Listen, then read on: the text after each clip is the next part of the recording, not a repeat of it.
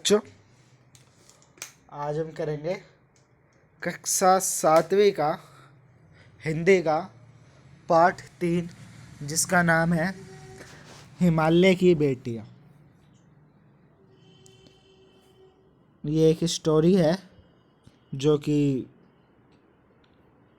अच्छी स्टोरी है। नदियों के ऊपर ये स्टोरी है, जो हिमालय से नदियाँ निकलती हैं उनकी ये स्टोरी है। तो हम शुरू करते हैं। अगर आपको कुछ भी समझ ना आए तो आप हमें कमेंट करके बता सकते हैं, हम आपका उत्तर देने की ज़रूर कोशिश करेंगे। और हमारे चैनल को लाइक भी करें, सब्सक्राइब भी करें। तो हम पाठ शुरू करते हैं। पाठ है कि अभी तक मैंने उन्हें दूर से देखा था। बड़ी गंभीर, शांत, अपने आप में खोई हुई लगती थी। संप्रभात महिला की भांति वह प्रतीत होती थी। उनके प्रति मेरे दिल में आदर और श्रद्धा के भाव थे। माँ और दादी, मौसी, मामी की गोद की तरह उनकी धारा में डुबकी लगाया करता। परंतु इस बार जब मैं हिमालय के कंधे पर चढ़ा तो वे कुछ रूप में सामने थी। मैं हैरान था कि यह दुबली पतली गंगा, यही यमुना, यही सतलुज समतल मैदानों में उतरकर विशाल कैसे हो जाती है। इसमें कभी बताते हैं कि वो पहले नदियों को एक महिला की भांति देखते थे, और भांति वो देखते थे उन्हें, और उनके दिल में इनके प्रति बहुत आदर था। वो इन्हें अपनी मौसी, मामी, दादी के का नाम इन्हें देते थे। और ये जो नदियाँ थी, जैसे गंगा, यमुना, सतलुज, वह मैदान में बड़ी हो जाती है और वहाँ से बिल्कुल छोटे से छेद में से निकलती है। जैसे कि गंगा, गंगोत्री, हिमानी, जिसे हम ग्लेशियर कहते हैं, वहाँ से निकलती है। एक पतला सा मुँह है, गोमुख, वहाँ से ये निकलती है। और बड़ी शांत, गंभीर होती है ये वहाँ से जब निकलती है। इनका उछलना और कूदना खिलखिलाकर लगता है हंसने जैसा। इनकी यह भाव भागी, इनका यह उल्लास कहाँ गायब हो जाता है मैदानों में जाकर। किसी लड़की को जब मैं देखता हूँ, किसी कली पर जब मेरा ध्यान अटक जाता है, तब भी इतना कौतूहल और विस्मय नहीं होता जितना इन बेटियों की बाल लीला देखकर। मतलब यहाँ पे कवि कहते हैं कि ये कवि जो जमीन पे आकर उछलती है, खेलती है। आपने देखा होगा नदी उछलती है, खेलती है, जब इस भाव आता है नदी में, तो वो कह रहे हैं कि इनका ये उल्लास, इनका ये अच्छापन मैदानों में जाकर कहाँ गायब हो जाता है। और कह रहे हैं जब मैं किसी लड़की को भी ऐसे देखता हूँ, जब भी इसका इतना अच्छा विस्मय नहीं होता, मतलब इतना अचंभित मैं नहीं होता जितना मैं अब हो गया। फिर कहते हैं कवि, कहाँ ये भागी जा रही है, वह कौन लक्ष्य है जिसने इन्हें बेचैन कर रखा है। अपने महान पिता को विराट प्रेम पाकर भी अगर इनका हृदय अप्रट है, तो वह कौन होगा जो इनकी प्यास मिटा सकेगा। यहाँ पे कवि कहते हैं कि ये नदी चलती रहती है, चलती रहती है, जाती कहाँ पे है, इनका अंत कहाँ पे है, इन्हें मुक्ति कहाँ मिलती है। और कवि कहते हैं कि अपनी इतनी प्यारी घर, अपने इतने प्यारे पिता हिमालय को छोड़कर अगर इनकी अभी भी इच्छा पूरी नहीं हुई, तो इनकी इच्छा कौन पूरी करेगा। इसके बाद बर्फ जली नदियाँ, पहाड़ी, छोटे पौधों से बड़ी घाटियाँ, मधुर मधुर आताएं, सरबज उपाध्याय, ऐसे है इनके लीला निकेतन। खेलते खेलते जब ये जरा दूर निकल जाती है, तो देवगढ़, चीड़, सरो, चिनार, सफेदा, केले के जंगलों में पहुंचकर शायद इन्हें बीती बातों याद करने का मौका मिल जाता होगा। यहाँ पे कभी कुछ नदियों के नाम बता रहे हो, उसके बाद कह रहे जब ये अलग अलग के खेतों में अलग अलग जगह पहुंच जाते हैं, तो इन्हें अपनी पुरानी कहानी याद आती होगी। इसके बाद कवि कहते हैं, कौन जाने बुढ़ा हिमालय अपनी इन नक्खट बेटियों के लिए कितना सिर गुनाता होगा। बड़ी बड़ी चोटियों से ज्यादा कर पूछिए तो उत्तर में विराट मौन से सिवाय उनके पास और रखा ही क्या है। यहाँ पे वो कवि कह रहे हैं, अगर हम जाके पूछते हैं हिमालय से कि ये जाति का है, तो हिमालय के पास रखा ही क्या है बताने के लिए, वो तो बूढ़ा हो चुका है। ये हमारा पैराग्राफ यहाँ तक समाप्त हो चुका है ना। इसके बाद सिंधु और ब्रह्मपुत्र, ये दो ऐसे नाम हैं जिन्हें सुनकर ही रावी, सतलुज, व्यास, चेनाब, झेलम, काबुल, कापिया, गंगा, यमुना, सरयू, गंडक, कोसी आदि हिमालय की छोटी बड़ी सभी बेटियां आंखों के सामने नाचने लगती है। तब सिंधु और ब्रह्मपुत्र का नाम लेते ही कपिशा, गंगा, यमुना, सरयू ऐसे कई नाम हमारे सामने आ जाते हैं।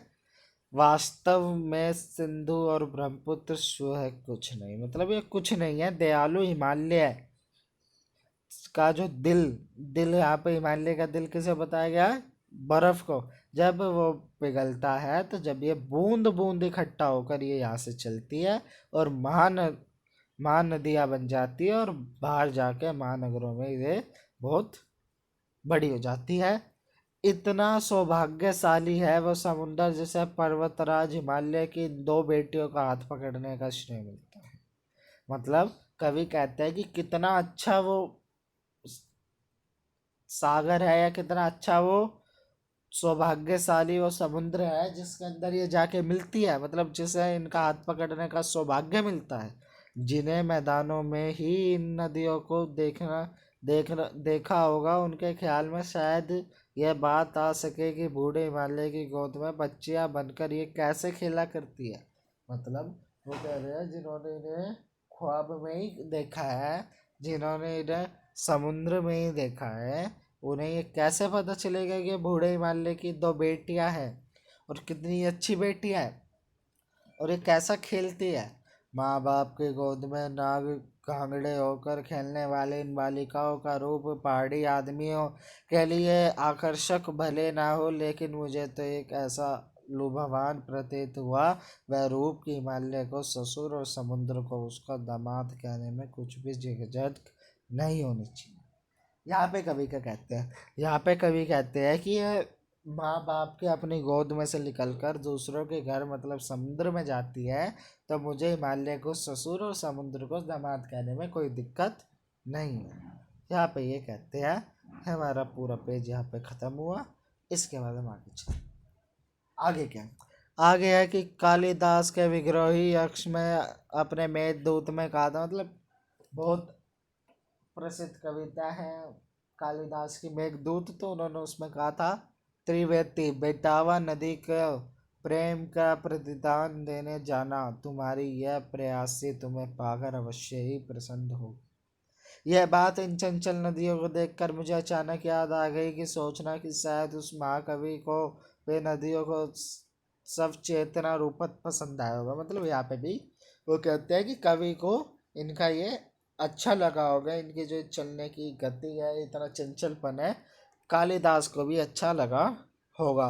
दरअसल जो भी कोई नदियों को पहाड़ी घाटी और समतल आंगनों के मैदान में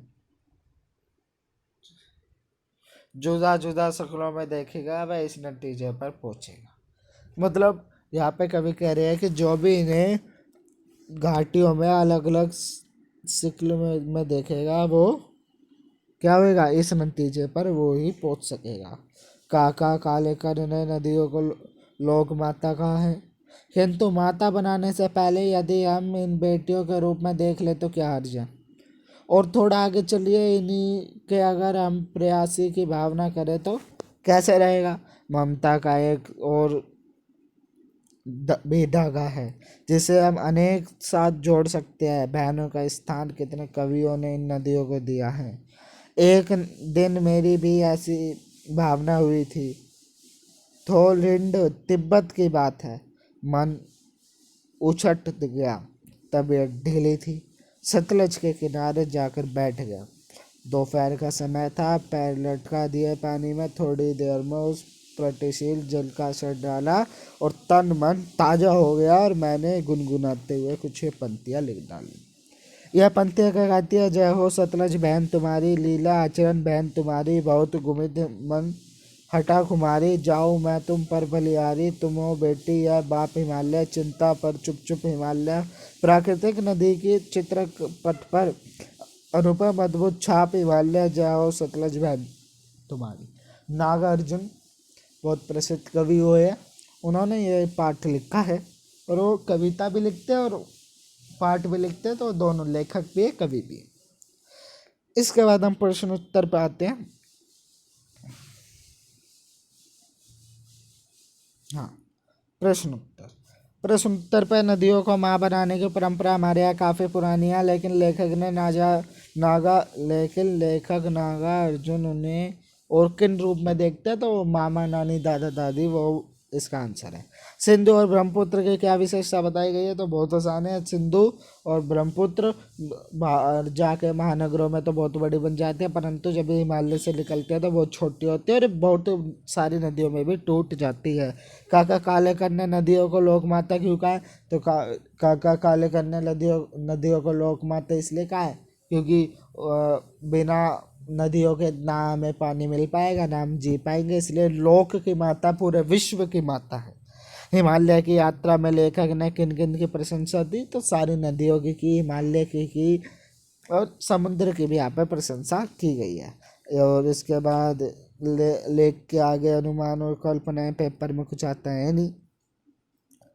इसके बाद है भाषा की बात, तो भाषा की बात में भी इसमें कुछ इतना अच्छा है नहीं, जो कि हाँ विशेष्य और विशेषण है, तो विशेष्य और विशेषण आपके हिंदी ग्रामर का जब हम करेंगे तो उसमें हम बताएंगे। अभी बस इसका यही है, ज़्यादा इम्पोर्टेंट चैप्टर ये है नहीं, एक क्वेश्चन लगभग इसका आता है पेपर में, इतना इम्पोर्टेंट ये है नहीं चैप्टर। जब भी हमें पढ़ना चाहिए, इससे नॉलेज मिलेगी। अगर आपको अच्छा लगा हो तो लाइक करें, शेयर करें, सब्सक्राइब करें और हमारे चैनल को भी जितना हो सके उतना आगे पहुँचाएं। धन्यवाद। जय हिंद, जय भारत, जय माँ भारती।